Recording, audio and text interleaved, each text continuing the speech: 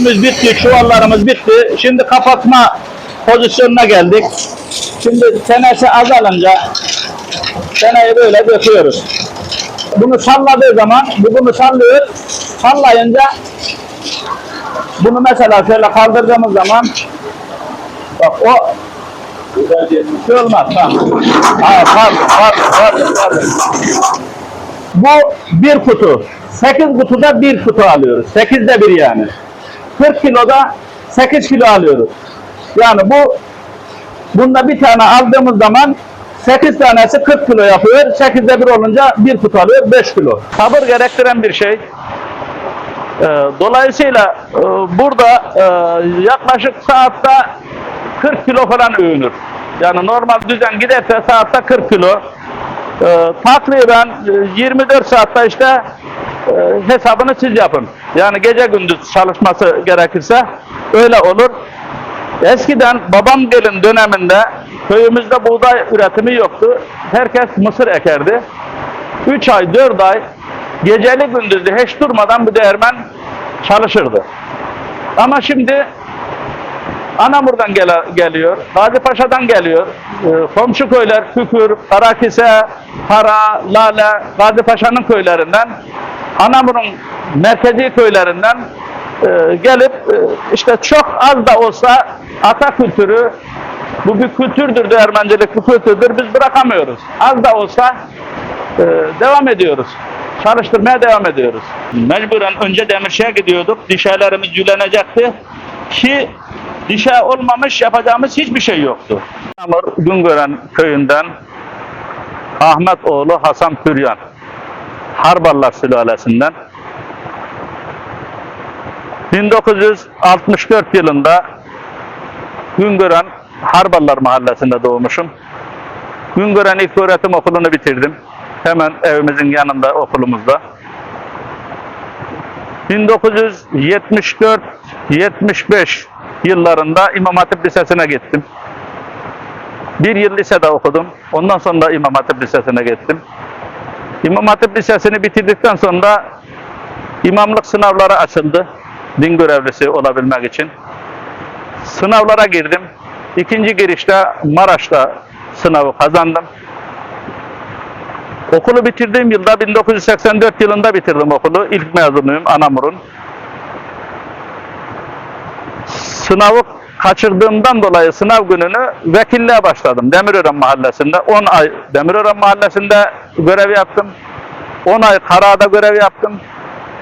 1985 yılında sınavı kazandım. 85 yılının sonuna doğru Kastamonu'da kura çekildi. Kastamonu Taşköprü'de göreve başladım. Yaklaşık 20 yıl Güngören köyünde hem görev yaptık hem babama yardımcı oldum. Kısaca çocukluğumdan beri değirmenin yapımında, tamirinde, işletilmesinde, arızasında, tamir edilmesinde bir fiil gördüm, ustalığını öğrendim. Halen de ata mesleği olduğu için bu mesleği devam ettiriyorum. Gücüm yettiği kadar devam ettireceğiz ama gücümüz yetmemiş. Artık bizden sonra bu kuşağı yapan olur olmaz. Bizim çocuklardan yok. Aktif olarak kar suyu bitinceye kadar yani sular kesilinceye kadar devam eder. Genelde yılbaşına doğru çalıştırılır. Mısırlar çünkü o zamana kuruyor, o zamana hazırlanıyor. Yaş mısır un olmaz. Dolayısıyla yılbaşında dönmeye başlar. Suların kesilmesine Haziran ayına kadar devam eder. Bu değirmen Rabbim bize sağlık sıhhat verdiği müddetçe bu değirmen çalışmaya devam edecek.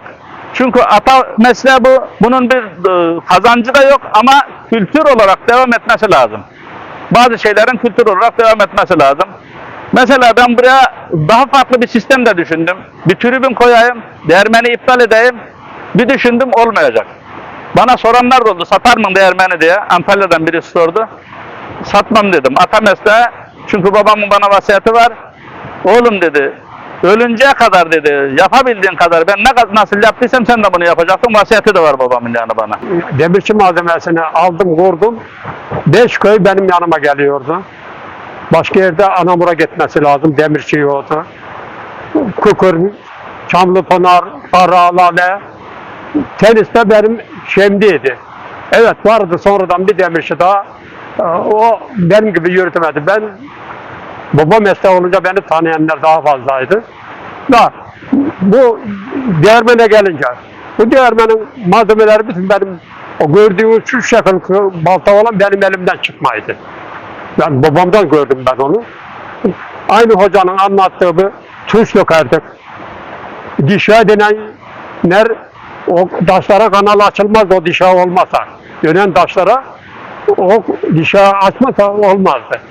Velhasılı 60 geçelim 66'da buraya yol geldi. Hayvan sırtında darımızı taşıdık. Burada da ahır vardı. Hayvanlarımız buraya bağlardık. O zaman buğday olmadığı için 36 tane sefer ederdim darı. Senelik yerdik. Bak bu darıyı. 5 baş orantaydık. İşte nereye geldik? Sonunda 2009'da bypass oldum. Ve mesleği bıraktım. Oğlum da yürütmedi. Başka şu binaların başındaki inşaatlarda çalışmayı tercih etti. Karamanlar yani kişi zamandan yapıp bu değirmen. 100 metre ileride hoca anlattı. Yıkığı var değirmenin. Buraya getirmiş adam. Bu köyün Ahmet Ağa'da almış bu değirmeni. Ve bunun babası almış ondan da. O da ihtiyar deyince bakamayınca almış ve devam ettiriyor.